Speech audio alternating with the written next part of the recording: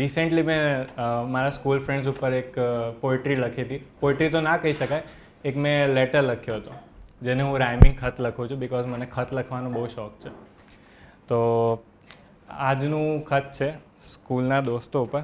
તો उस बचपन को फिर से जीने जाना है, उस बचपन को फिर से जीने जाना है, कितनी याद आती है आप सबकी ये सबको बताना है. बड़ी मासूम और पाक थी हम सबकी दोस्ती, बड़ी मासूम और पाक थी हम सबकी दोस्ती. कोई दोस्ती का हाथ बढ़ाते ये नहीं पूछता था कि तुम्हारा कौन सा घराना है. कोई शुक्रिया. कोई दोस्ती का हाथ बढ़ाते ये नहीं पूछता था कि तुम्हारा कौन सा घराना है. पहले दिन की बात करें तो पहले दिन की बात करें तो माँ ने जब पहली बार स्कूल में हमसे मुंह मोड़ा था. पहले दिन की बात करें तो माँ ने जब पहली बार स्कूल में हमसे मुंह मोड़ा था, असल में अपने नए दोस्तों के सहारे में छोड़ा था. और हमारा नया दोस्त भी बिल्कुल बुद्धू था. वो घोड़े को हाथी और हाथी को कहता घोड़ा था. वो घोड़े को हाथी और हाथी को कहता घोड़ा था. सुबह सुबह टीचर के क्लासरूम में आते ही गुड मॉर्निंग का एक लंबा शोर करते. सुबह सुबह टीचर के क्लासरूम में आते ही गुड मॉर्निंग का एक लंबा शोर करते. और जब शरारत करें हम, लेकिन पूछने पर उंगली दूसरे दोस्त की ओर करते.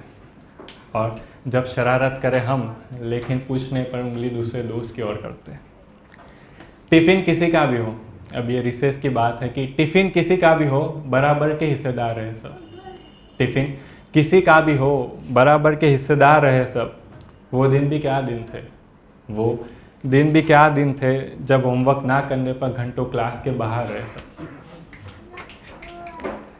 अब यहाँ लड़कों को जाता है ये थोड़े बहुत स्टैंजा से कि बवाल खड़ा कर दे कोई.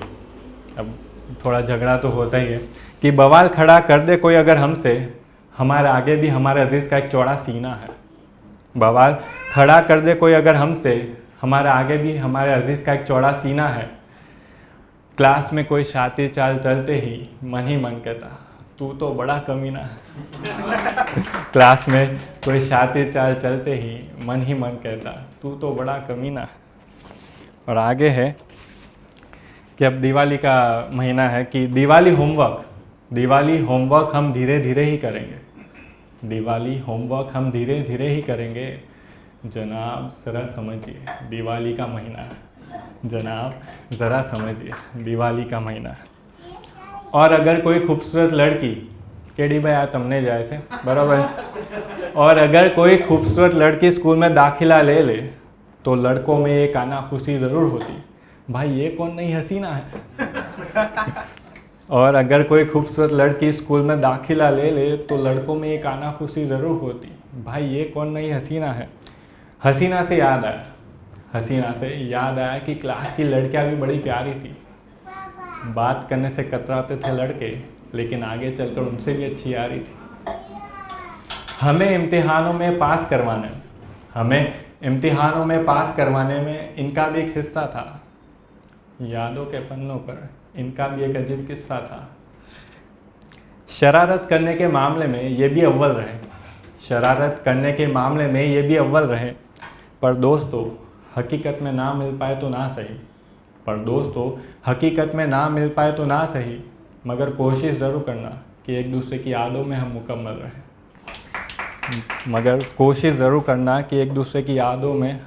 रहें. बस ये बचपन का ये दौर आज भी जहन में आता है, मगर इस भाग दौड़ भरी ज़िंदगी में ये दोस्त अकेला खुद को पाता है. वो लोग हमसे ज़रूर मिलेंगे, फ़िलहाल ये कहकर ये दिल खुद को समझाता है. तो ये था एक खत. बात हो गई दोस्ती की, अब करते हैं एक दोस्त की. अब दोस्त हम सबके हैं, लेकिन हम मानते नहीं है बिकॉज़ वो काफ़ी स्ट्रिक्ट होते हैं.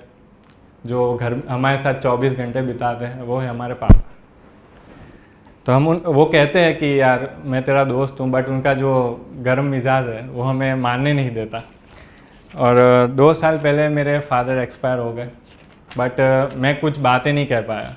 और वो रात काफ़ी वो थोड़ा डिस्टरबेंस वाली रात थी कि उसमें मैं जो कहनी थी वो, जो मैं सुबह कहने वाला था वो बात अनकही रह गई। तो उसको जो ख़त मैं लिखना चाहता हूँ उसमें जो जिक्र करना है मुझे वो उस पर डेडिकेटेड है। कि उसका टाइटल है कि है ऐसा कोई शख्स जो मेरा खत जन्नत तक पहुँचा सके।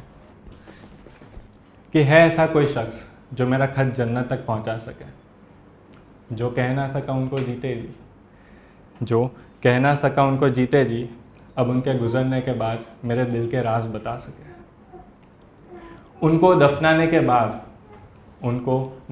के बाद ऐसा कोई गम बना ही नहीं जो मुझे रुला सके। अब मेरे पीछे कोई खड़ा नहीं जो मुझे झूले पर झुला सके। बस अब पूछता हूँ सबसे कि है ऐसा कोई शख्स जो मेरा खत जन्नत तक पहुँचा सके। उनका जिस्म इतना काबिल नहीं था, उनका जिस्म इतना काबिल नहीं था जो उनके रूह में हो रहे बेशुमार दर्द को बता सके। उनका जिस्म इतना काबिल नहीं था जो उनके रूह में हो रहे बेशुमार दर्द को बता सके। कितने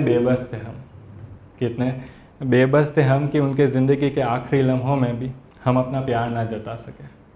बस अब पूछता हूँ सबसे कि है ऐसा कोई शख्स जो मेरा खत जन्नत तक पहुँचा। शुक्रिया। कि दुआएं तो अचूक थी हमारी उनके लिए जो उनको बची कुची ज़िंदगी या मुकम्मल मौत दिला सके। अब एक टाइम आता है कि जहाँ हम कुछ कर भी नहीं सकते तो दुआएं करते हैं कि दुआएं तो अचूक थी हमारी उनके लिए जो उनको बची कुची ज़िंदगी या मुकम्मल मौत दिला सके। पर हालातें बिगड़ते हुए मिन्नतें थी कि उनको ज़िंदगी ना सही लेकिन उनके रूह को परवरदिगार से मिला सके। बस अब पूछता हूँ सबसे कि है ऐसा कोई शख्स जो मेरा खत जन्नत तक पहुँचा सके। सब कुछ अब कुदरत पर छोड़ चुके थे जो शायद ही कोई चमत्कार दिखा सके। और वो 12 दिन का गम का सफ़र शायद इसलिए था ताकि उनके मौत के बाद ऊपर वाला हमें कठोर रहना सिखा सके। बस अब पूछता हूँ सबसे कि है ऐसा कोई शख्स जो मेरा खत जन्नत तक पहुँचा सके। सोचता हूँ कि कौन होगा उनके जाने के बाद जो मुझ पर मीठी मीठी पाबंदियाँ लगा सकता। अब फादर होते हैं लेकिन एक्सप्रेस नहीं कर पाते, बस 10 बजे कॉल आ ही जाता है कि कहाँ है बेटा।